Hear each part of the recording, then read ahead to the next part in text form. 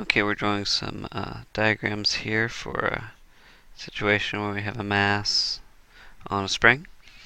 The spring is going to be in a few situations, but the system schema always looks the same here. We have the spring, it's attached to something, presumably, and the earth is important, and the mass is important, that hanging mass. So there's tension between the spring and the ceiling, because the spring is pulling down on the ceiling is pulling up on the spring. There's tension between the spring and the mass, and that's the same tension. The mass is not touching the earth, but interacting with it through gravitation. So call that m times g. And we'll assume the spring is massless, so there's no interaction there. There's some more interactions with the ceiling, but really what we care about is the mass anyway, so I'm going to stop here. So translating this to a free body diagram, I should have tension and mg acting on the mass.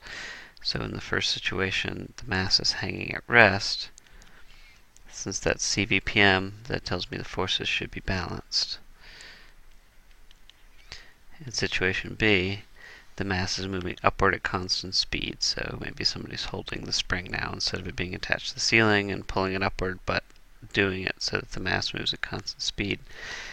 The mg is always going to be the same here. The fact that it's moving upward, that's great and all, but it's not accelerating, so the forces are still balanced. Now it's going to be moving upward and speeding up, which means the acceleration is also up. Again, the mg is always the same, but now the tension must be bigger because the net force must be up to cause that upward acceleration. And finally, always that same mg.